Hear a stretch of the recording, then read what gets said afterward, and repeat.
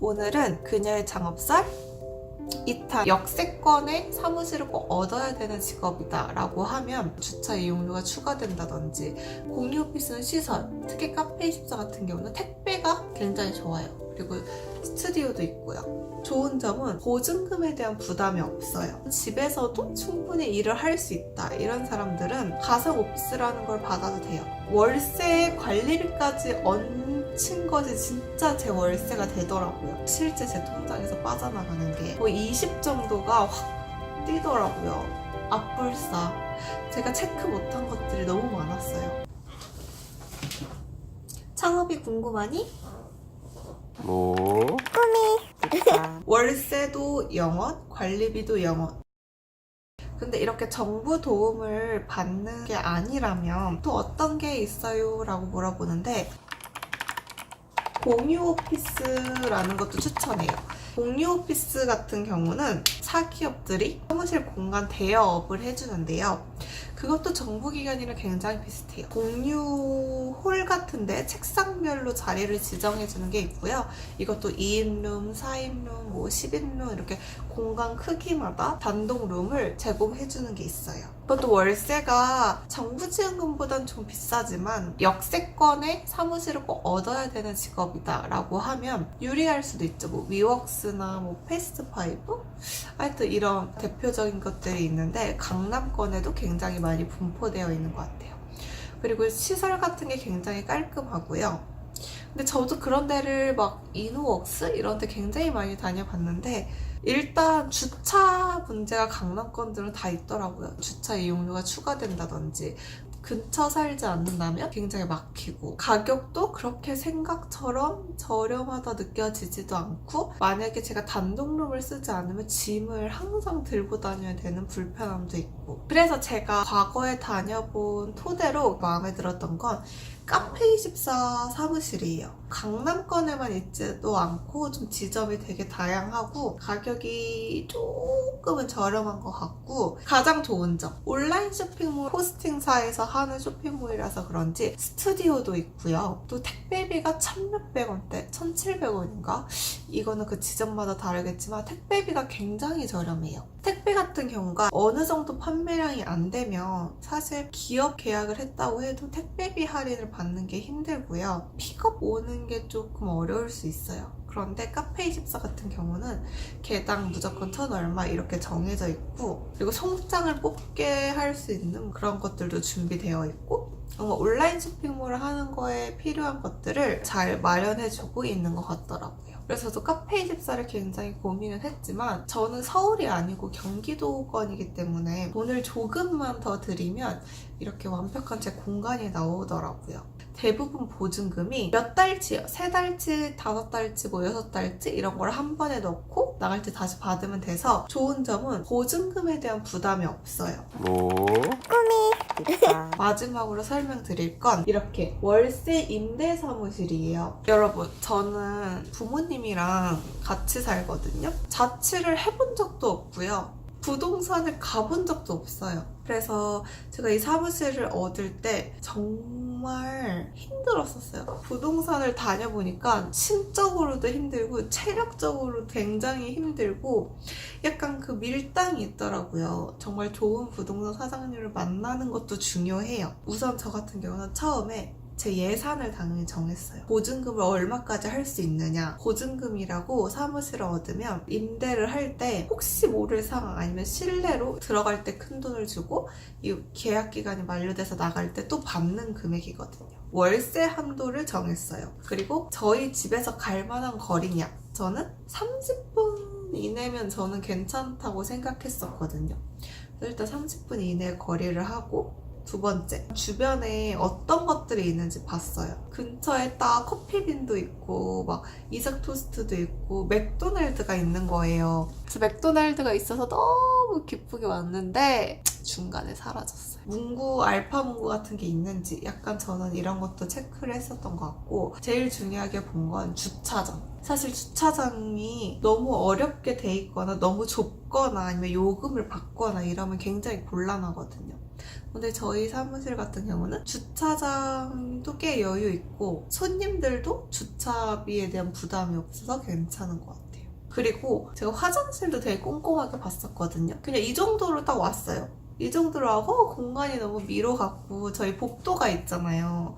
복도가 있어서 사무실 공간은 작아도 뭔가 마음적으로 되게 좋다. 그리고 분위기가 막 상가들도 많고 대학 가니까 좋다, 무섭지 않다 이래서 딱 계약을 했는데 앞불싸 제가 체크 못한 것들이 너무 많았어요. 부동산에서 말했던 관리비보다 3, 4만 원씩이 기본은 더 나오는 것 같고, 생각하셔야 되는 게 월세가 있고요. 관리비가 있고요. 또 사업자 같은 분들은 부가세를 붙어요.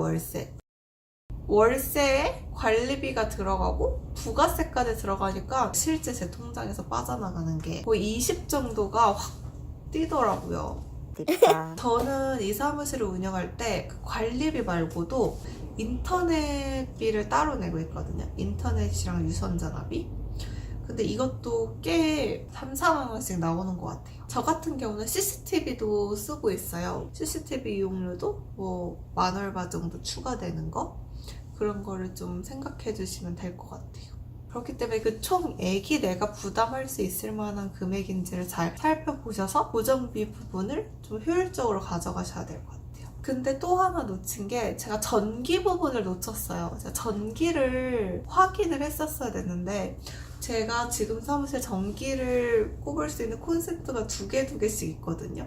원래 콘센트는 죽어 있고 약간 공사를 해놔서 옆에다가 콘센트를 박아뒀더라고요. 그래서 좀 멀티탭을 굉장히 많이 쓰는데 이렇게 히터 같은 걸 쓰면 가끔 탁탁 나갈 때가 있더라고요. 전기가 정말 다 살아있는 콘센트인지 위치가 나한테 좋은지 확인을 해야 돼요. 그리고 난방이 되는지. 근데 저희는 다 개별 난방이거든요. 제가 알아볼 때는 상가 건물들은 대부분 개별 난방이었고 오피스텔 아니면 약간 주택가를 변형한 사무실 같은 건 건물에서 주는 것도 있었던 것 같아요. 그 오피스텔 같이 입주형 주택 같은 경우는 벽지도 해주고 막 이런다고 하는데 상가 같은 건 그런 건 잘 없는 것 같아요. 그래서 이것도 저희가 다 페인트 칠하고 인테리어를 록이랑 같이 친구랑 같이 했었는데 들어오기 전에 약간 어디가 크게 고장나 있는지를 그 부동산 중개인이랑 건물주랑 잘 얘기해서 그 계약의 컨디션에 넣는 게 좋을 것 같아요. 왜냐면 나갈 때 제가 고장낸 게 아닌데 뭐 변상하라고 할 수도 있으니까. 제가 느껴보니까 부동산 입장에서는 중개비가 뭐 그렇게 많이 들지는 않잖아요. 그러니까 약간 홀대하는 부동산들도 있어요. 그러면 저는 그냥 이렇게 생각해요. 뭐 옆에 부동산 가면 돼요. 부동산들이 약간 전산 시스템에서 매물을 똑같이 공유를 하더라고요. 그래서 그 부동산 아저씨가 말하는 태도나 첫 번째, 두 번째 보여주는 매물의 상태들을 보면 이 사람이 나를 대충 안 팔리는 거 아무거나 낚아가지고 떨어버리려고 하는 거구나. 아니면 정말 나한테 필요한 사무실을 찾아주려고 노력해주는 부동산 중개 사장님이시구나를 좀 잘 느낄 수 있거든요. 그래서 저도 부동산을 좀 여러 군데를 봤었어요.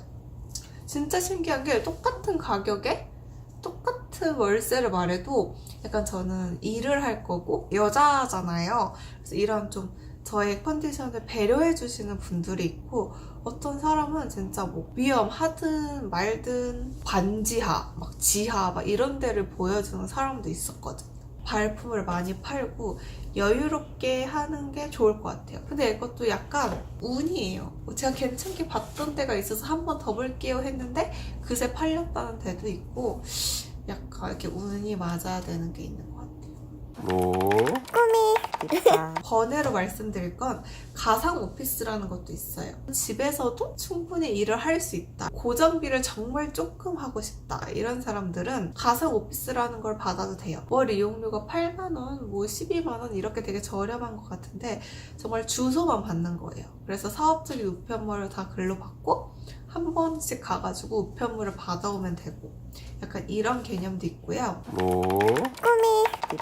쉐어 오피스도 있어요. 만약에 제가 이 사무실에 있는데 저렇게 자리 하나를 뭐 10만원, 15만원 이렇게 크루를 만드는 거예요. 그래서 그렇게 모인 크루들이 보증금 같은 거 없이 이렇게 이용료만 내고 쓰는 거예요. 요새 되게 경기가 어렵잖아요. 그리고 이렇게 스타트업도 많아지고 1인 창업도 많아지기 때문에 그런 형태도 굉장히 많다고 하더라고요. 남이지만 공간을 쉐어하는.